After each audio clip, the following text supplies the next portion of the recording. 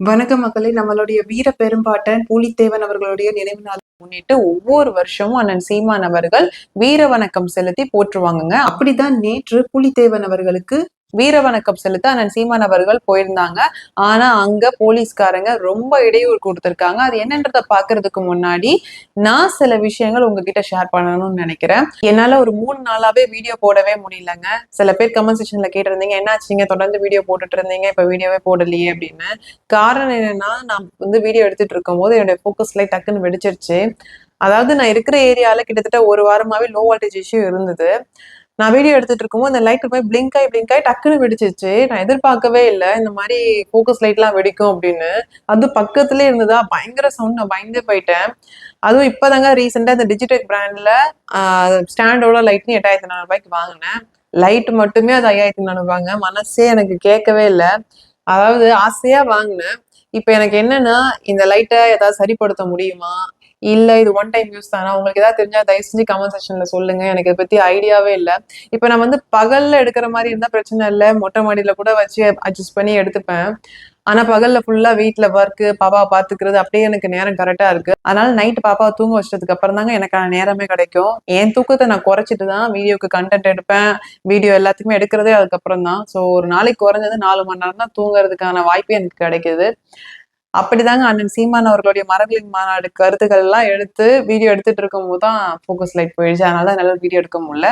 இப்ப என்ன பண்ணியிருக்கேன், இந்த ஹிஃபின்ற பிராண்ட்ல இந்த அம்பர்லா வச்சு ஒரு எல்இடி பல்ப் மாதிரி ஒரு செட்டப் வாங்கியிருக்கேன் ரூ. 2500. ஆனா அது வந்து நான் ஆல்ரெடி வச்சுட்டு இருந்த ஃபோக்கஸ் லைட்க்கு ஈக்குவலா குவாலிட்டி இருக்கானா இல்ல. சில பேர்லாம் கமெண்ட் பண்ணியிருந்தீங்க, உங்களுடைய வீடியோடைய கருத்துக்கள் எல்லாம் நல்லா இருக்கு, தொடர்ந்து வீடியோ போடுங்கன்னு சொல்லியிருந்தீங்க. ரொம்ப நன்றிங்க. நானும் ஒரு பெண் குழந்தைய வச்சிருக்கேன். அவளுடைய ஃபியூச்சர் நல்லா இருக்கணும், அதுக்கு தமிழ்நாடு நல்லா இருக்கணும், அதுக்கு தமிழ்நாட்டுல தமிழ் தேசியம் வளரணும். அதனால என்னால முடிஞ்ச பங்களிப்பு அண்ணன் சீமான் அவர்களுடைய கருத்துக்களை மக்களிடத்துல பரப்புறேன். அதே மாதிரி சில பேர்லாம் சொல்லியிருந்தீங்க, உங்களுடைய வீடியோ குவாலிட்டியை இன்க்ரீஸ் பண்ணுங்க, அப்பதான் அது நிறைய மக்கள் இடத்துல போய் சென்றடையும்னு. ஆக்சுவலா நான் போன்ல தாங்க எடுக்கிறேன். இந்த ஃபோக்கஸ் லைட்டை வச்சு ஒப்பேத்திட்டு இருந்தேன். இப்போ அதுவும் போயிடுச்சு. எனக்குமே கேமரால வச்சு எடுத்து நல்ல குவாலிட்டியா கொடுக்கணுன்றது ஆசைதான். பட் இப்போ அதுக்கான சூழ்நிலை இல்ல. பட் கடவுள் புண்ணியத்துல கூடிய சீக்கிரம் அமையும்னு நம்புறேன். இது மட்டும் இல்லைங்க, இந்த பாரமே எனக்கு சரியில்லை. ஃபர்ஸ்ட் எனக்கு வந்து வாஷிங் மிஷின் தாங்க போச்சு இந்த லோ வோல்டேஜ் இஷ்யூவால. அப்போ வந்து அந்த வாஷிங் மிஷின் சரி பண்றவங்கள கூப்பிட்டா மதர் போர்டு போயிடுச்சு அவ்வளவுதான் அப்படின்ட்டாங்க. சரி அதுவாவது 10 வருஷம் எனக்கு நல்லா உழைச்சது. மனசை ஓரளவுக்கு தேத்திக்கிட்டேன் நானு. அடுத்தது 2 நாள்ல என்னுடைய போன் சார்ஜ் போட்டிருந்தேன். அப்போ இந்த லோ வோல்டேஜ் இஷ்யூவால அதுவும் போயிடுச்சு. சரி அதுவும் 4 வருஷம் உழைச்சது. எப்படியோ ஒரு வழியில மனசு தேத்திக்கிட்டேன்.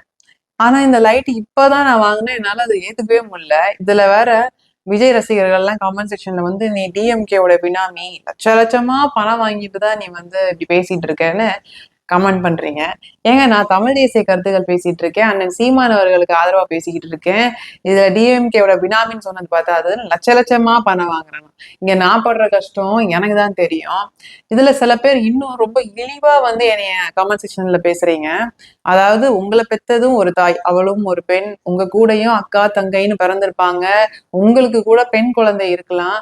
அப்போ ஒரு சமூக வலைதளத்துல ஒரு பொண்ணு கிட்ட கமெண்ட் செக்ஷன்ல எப்படி பேசணும்னு உங்களுக்கு சுத்தமா நாலேஜே இல்லையா? இல்ல உங்களுடைய தலைவர் விஜய் அவர்கள் தான் இப்படி பேச சொல்லி தராரா? இல்ல நீங்க இப்படி பேசி உங்களுடைய தலைவர் விஜய் அவர்களுடைய பேரை கெடுக்கிறதுக்கு டார்கெட் பண்ணி பேசுறீங்களா? எனக்கு தெரியல. அதாவது என்னையோ இல்ல என் குடும்பத்தையோ ரொம்ப தொடர்ந்து இழிவா பேசிட்டு இருக்கீங்க. இது சரியே இல்ல. உங்களுக்கு அரசியல் ரீதியா உங்களுக்கு அரசியல் கருத்துகள் இருக்கு, அதுல முரண்பாடு இருக்குன்னா அத முன்வைங்க. அதை விட்டுட்டு தனி மனித தாக்குதல் பண்றது, என்னையோ இல்ல என் குடும்பத்தையோ பேசுறது இதோட நிப்பாட்டிக்குங்க. சரிங்க, நான் அப்படியே ட்ராக் மாதிரி போயிட்டு இருக்கேன். நாம இன்னைக்கான செய்திக்கு வருவோம். சோ நம்மளுடைய வீரபெரும்பாட்டன் பூலித்தேவன் அவர்களுடைய நினைவு நாள் போற்றும் வண்ணமா அண்ணன் சீமான் அவர்கள் வீர வணக்கம் செலுத்துவதற்கு போயிருந்தாங்க. ஆனா இங்க என்ன நடந்திருக்குன்னா, இந்த மாதிரி சட்ட ஒழுங்கு சீர்கெட்டுரும் அப்படின்னு தமிழ்நாடு அரசு 144 தடையை போட்டு அந்த ஏரியா ஃபுல்லா போலீஸ்காரங்களை குவிச்சு ஒரு மாதிரி ஒரு பரபரப்பை கிரியேட் பண்ணி, அதுவும் மேல என்னன்னா இந்த மாதிரி ஒவ்வொரு கட்சி தலைவர்களுக்கும் ஒரு குறிப்பிட்ட நேரத்தை கொடுத்து இந்த நேரத்துலதான் நீங்க வந்து மலர் மாலை சூடலாம் அப்படின்னு சொல்லியிருந்திருக்காங்க. அப்படி அண்ணன் சீமான் அவர்களுக்கு 12 மணிக்கு சொல்லியிருந்திருக்காங்க. ஆனா 12 மணிக்கு போலீஸ்காரங்க சீமான் அவர்களையோ இல்ல அவர்களுடைய தொண்டர்களையோ உள்ள விடல. பேரிகேட் போட்டு க்ளோஸ் பண்ணிட்டு எதிர்கட்சி தலைவர்கள் வந்து உள்ள மாலை போட்டுருக்காங்க. நீங்க இப்போதைக்கு போக முடியாதுன்னு சொல்லி நிறுத்திட்டாங்க. இது இல்லாம நீங்க வந்து 2 காருக்கு மேல போகக்கூடாது, வாடகை கார் வரக்கூடாது, இத்தனை பேர் உள்ள போகக்கூடாது, இப்படி ஏகப்பட்ட ரெஸ்ட்ரிக்ஷன் தொடர்ந்து சொல்லிட்டே இருந்திருக்காங்க. 12 மணிக்கு சொன்னவங்கள 2:30 மணி வரைக்கும் மாலையை போட விடுறாங்க. இல்ல அவரு அங்க ரொம்ப ரூல்ஸ் பேசுறாருங்க. அதனால தான் எல்லாத்தையும் தூக்கி விட்டு வந்தோம். யார் எங்க அவரு அங்க முன்னாடி நிக்கிறாரு பாருங்க. அவரு இல்லாத ரூல்ஸ் பேசிட்டு இருக்காங்க. 5 வண்டி வர சொல்றீங்க, அவரு விட மாட்டேங்கிறாருங்க. அங்க பெரிய கரைச்சல். நீங்க யாராவது ஒரு ஆள் அனுப்பிச்சு விட சொல்லுங்க. அப்புறம் என்ன ஆயிடுச்சு, கொதிச்சுட்டாங்க. அதாவது தொண்டர்கள் எல்லாம் கொதிச்சு போயிட்டாங்க. கொதிச்சு பேரிகேட் எல்லாம் தூக்கி போட்டு கார்ல தானே போகக்கூடாது, நாங்கெல்லாம் நடந்தே போறோம்னு பேரணியா நடந்தே வீர வழக்கம் முழங்கிட்டு போனாங்க. அந்த காட்சிகள் எல்லாம் பார்க்கும்போது அப்படியே நமக்கே கூஸ் பம்ப்ஸ் வருது. வாழ்க வாழ்க வாழ்கவே, மா மன்னர் பூலித்தேவன் புகழ் என்றும் வாழியவே. அதன் பிறகு அண்ணன் சீமான் அவர்கள் மற்றும் அவருடைய தொண்டர்கள் எல்லாருமே பூலித்தேவன் அவர்களுக்கு மரியாதை செலுத்திட்டு வந்தாங்க.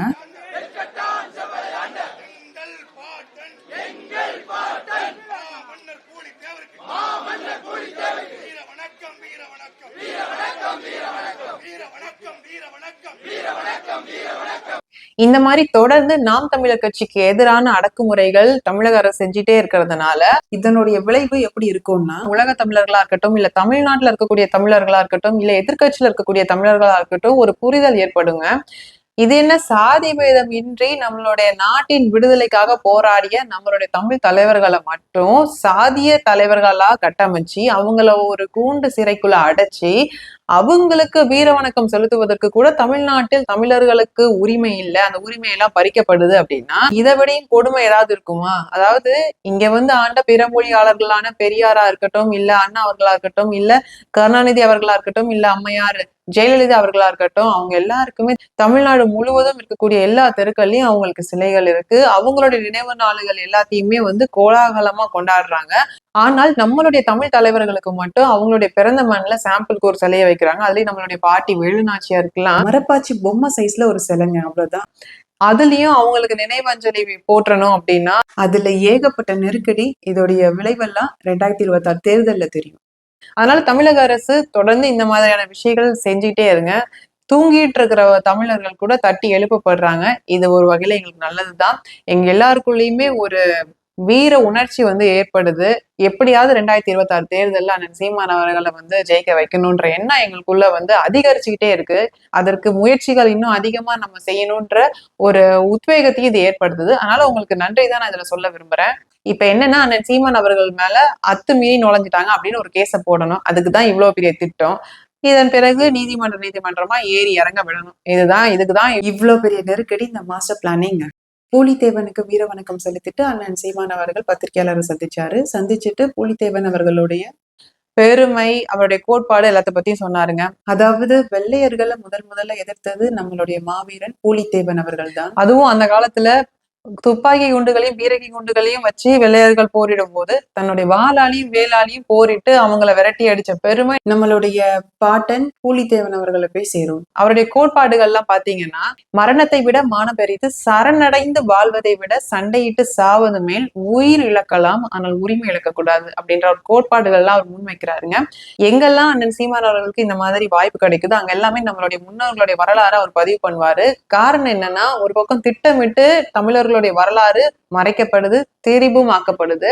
அப்படி இருக்கும் போது இப்ப இருக்கக்கூடிய ஜெனரேஷன்ஸ்க்கு நம்மளுடைய வரலாறே தெரியாம இருக்கு. அதனால இந்த மாதிரி அவருக்கு சந்தர்ப்பம் கிடைக்கும் போதெல்லாம் நம்மளுடைய வரலாறை அவர் வந்து பதிவு பண்ணிட்டே இருப்பாரு. அதன் பிறகு அண்ணன் சீமான் அவர்களிடம் நெறியாளர்கள் சில கேள்விகள்லாம் கேட்டாங்க. அதுல ஒரு முக்கியமான சில கேள்விகள்லாம் நான் இங்க உங்ககிட்ட ஷேர் பண்றேன். அதாவது எடுத்த உடனே வந்து ஒரு நெறியாளர் கேட்டிருந்தாரு, இந்த மாதிரி விஜய் அவர்கள் வந்து சொகுசு பஸ் வந்து ஒரு ரெடி பண்ணியிருக்காரு பிரச்சாரத்துக்கு, அதை பத்தி நீங்க என்ன நினைக்கிறீங்க அப்படின்னு கேட்டாங்க. அதுக்கு அண்ணன் சீமான் அவர்கள், இந்த இடம் அதை பத்தி பேசுறதுக்கான இடம் இல்ல, நீ இந்த கொஸ்டினை விட்டுருப்பா அப்படின்ட்டாரு. அதாவது இந்த நெறியாளர்களை பொறுத்த வரைக்கும் அவங்க சேனல் டிஆர்பி ஏறணும்.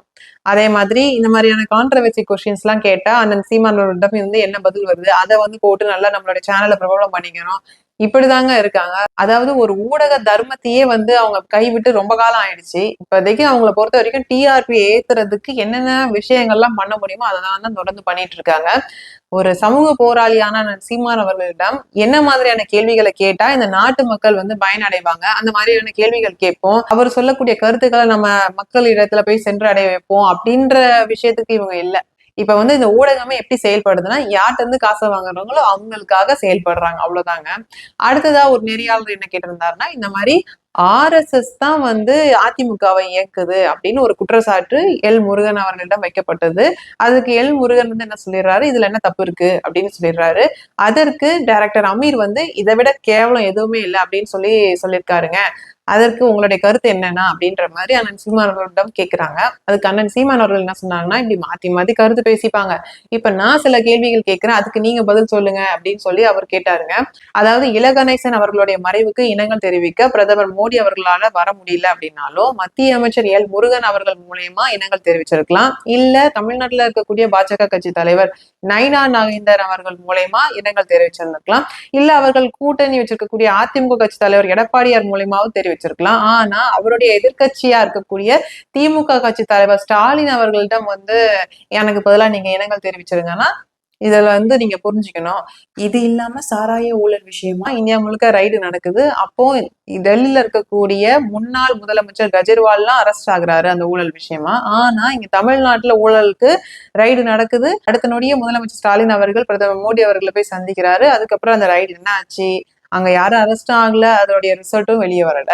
அதே மாதிரி பஹல்காம் தாக்குதலுக்கு அந்த ஆபரேஷன் சிந்தூரை ஆதரவு தெரிவிச்சு முதல்ல இந்தியாவிலே பேரணி பண்ணது முதலமைச்சர் ஸ்டாலின் அவர்கள் தான். யாரு, எதிர்கட்சியா இருக்கக்கூடிய முதலமைச்சர் ஸ்டாலின் அவர்கள் தான். அதே மாதிரி ஆபரேஷன் சிந்தூருக்கு உலகம் முழுக்க பிரச்சாரம் பண்றதுக்கு அம்மையார் கனிமொழி அவர்கள் தான் போனாங்க. இப்படி பிஜேபியோட பி டீமா இருக்கிறது திமுக அரசு தான். ஆனா இந்த திமுக அரசு என்ன பண்ணிடுறாங்க, இஸ்லாமிய கிறிஸ்துவ மக்கள் கிட்ட ஒரு அச்சத்தை ஏற்படுத்தி இந்த மாதிரி நாம் தமிழர் கட்சிக்கு நீங்க வாக்களிக்காதீங்க, பிஜேபி அரசு உள்ள வந்துரும், எங்களுக்கு வாக்களிச்சாதான் நீங்க பாதுகாப்பா இருக்க முடியும், நீங்க ஏற்கனவே சிறுபான்மை, இல்லைன்னா உங்களை தூக்கி எறியப்பட்டுருவீங்க அப்படின்னு அவங்களை அச்சுறுத்தி அவங்க கிட்ட இருந்து வரக்கூடிய 18% ஓட்டை லம்பா வாங்கிடுறாங்க.